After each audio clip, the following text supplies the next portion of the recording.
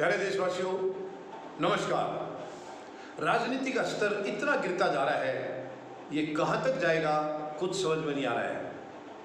बहुत बुरा हाल है। देश के अंदर भी लगा लीजिए, प्रदेशों के अंदर अलग से लगा लीजिए, कहीं भी ऐसा नहीं है जहाँ राजनीति में कहीं शुद्धता या स्वच्छता दिखाई दो। कहीं भी दिखाई नहीं दे रही है। हर तरफ अंधेरा ही अंधेरा है। इतनी गंदगी है आज राजनीति में, उसमें से बदबू आ रही है। बदबू आ रही है आज गंदी राजनीति से।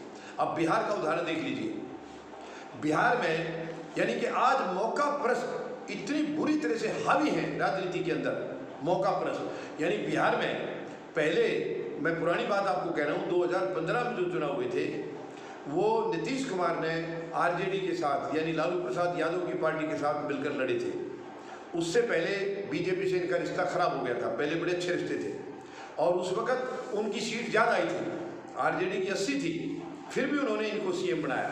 लेकिन जब इन्होंने देखा कि इनके ऊपर जो भ्रष्टाचार के कुछ आरोप थे, केंद्र सरकार एक्शन लेने वाली है, तो तुरंत इन्होंने लालू प्रसाद को त्याग दिया और बीजेपी के साथ मिलकर सरकार बना ली। कितनी गंदगी है ये।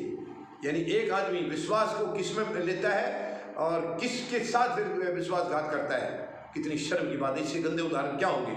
और उसके बाद इस दौरान में जो पूरी सरकार चली है और 2020 में दोबारा चुनाव हुए हैं, इसमें एक किस्म से अगर मैं ये कहूँ कि नीतीश कुमार की मट्टी पलीत हो चुकी थी तो कोई दो राय नहीं होगी। सबसे पहली बात तो ये पार्टी हार रही थी, बुरी तरह से गठबंधन हार रहा था, लेकिन ईवीएम मशीन के सहारे से और चुनाव की जो टीम है, बिल्कुल सारे देश ने देखा है उनकी धांधलेबाजी से, उनको जेडीयू और बीजेपी गठबंधन को जिता दिया, जबकि आरजेडी पूरी तरह से जीत रहा था। वहाँ इनको जिता दिया गया और नीतीश कुमार की बहुत कम संख्या रह गई थी, उसके बावजूद उनको मुख्यमंत्री पद दे दिया गया। तो ये गुलामी नहीं तो क्या है। क्यों एक्सेप्ट किया इन्होंने? जब इनके नंबर्स नहीं हैं तो इनको एक्सेप्ट नहीं करना चाहिए था। और अभी कुछ दिनों से फिर बातचीत चल रही है। इन्होंने अपने मुंह से ही कुछ कहा था राज्यसभा जाने के बारे में, और वही बात मीडिया में घूम रही है। कयास लगाए जा रहे हैं। बीच में खबर भी आई थी कि शायद नीतीश कुमार को राज्यसभा में भेजा जाएगा और यहाँ मुख्यमंत्री बीजेपी का होगा। ऐसी हवाएं चली हैं। आज फिर खुद मुख्यमंत्री ने बयान दिया है कि ऐसे ही पता नहीं क्या क्या छपता रहता है। तो यानी ये जिम्मेवारी भी किसी चीज़ की नहीं लेंगे, अपने मुंह से कह देंगे और जिम्मेवारी नहीं लेंगे, ऐसे ही छपता रहता है। या कहेंगे कि मैंने ऐसा नहीं कहा था, मेरी बात को मीडिया ने तोड़ मरोड़ के पेश किया। ये एक ऐसा सेंटेंस है, हर कोई राजनीति वाला इसका इस्तेमाल करता है अपने संरक्षण के लिए, कि मैंने ऐसा नहीं कहा था, मेरे बयान को तोड़ मरोड़ के मीडिया ने पेश किया है। वो तोड़ मरोड़ क्या चीज़ है मैं आज तक नहीं समझ पाया।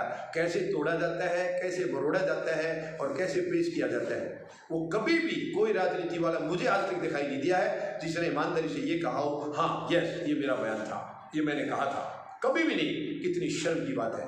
जमीन मर चुका है इनका जमीन मर चुका है आज राजनीति में। ये पूरा का पूरा जो राजनीतिक आज व्यवस्था पूरे देश भर में है, राज्यों में है या केंद्र में है, सबके सबको उखाड़ना होगा, ओवरऑल करना होगा राजनीति।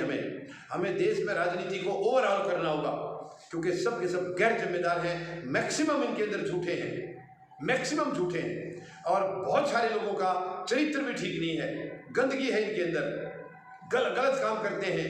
ऐसे लोगों का शासन में रहने का कोई अधिकार नहीं है, कोई अधिकार नहीं है। शर्म की बात है। राजनीति को इतना गिरा दिया। राजनीति तो बहुत शुद्ध चीज है। राज करने की नीति यानी कि देश को कैसे सुखी बनाया जाए, जनता को कैसे ज़्यादा से ज़्यादा सुख दिए जाए, कैसे संसाधन उनके ठीक हों, इस किस्म की सारे काम जो है वो राजनीति के होते हैं। आज राजनीति ये कर रही है कि तुम्हें कैसे उठना है और जनता को कैसे मारना है, कैसे बांटना है, कैसे कमज़ोर करना है।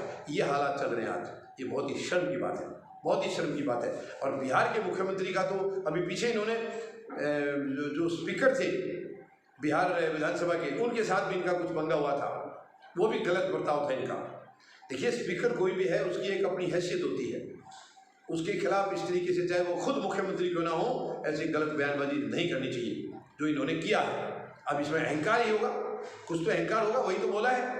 तो ये शर्म की बात है। मैं निवेदन करूंगा देशवासियों से, कृपया इस देश को बचाना है तो आप राजनीति को गंदगी से निकालना होगा।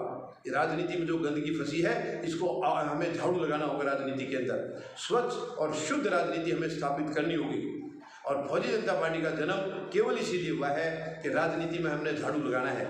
राजनीति को हमने स्वच्छ करना है, शुद्ध करना है। कोई गंदगी नाम की चीज़ वहाँ उसके नज़दीक नहीं रहेगी। तब ये देश हमारे महान शहीदों के सपनों का भारत बन सकेगा।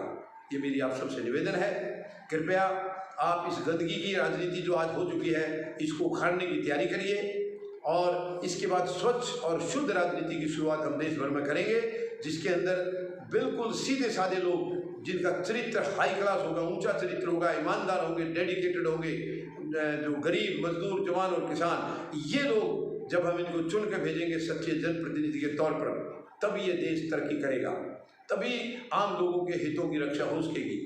आज जो माहौल है वो चंद लोगों के हितों की रक्षा कर रहा है, जो इनके चहेते हैं, केवल उनकी रक्षा कर रहा है, ये बाकी लोगों को मारने पर तुला हुआ है। तो ये तुरंत बंद करना होगा। राजनीति की गंदगी को हमें खत्म करना होगा, राजनीति को स्वच्छ और शुद्ध करना होगा। तो मेरी आपसे निवेदन है, आप सब कृपया फौजी जनता पार्टी का हिस्सा बनिए और इस भारत को महान भारत बनाने में अपना महत्वपूर्ण योगदान दीजिए। धन्यवाद। जय जवान, जय किसान, जय हिंद।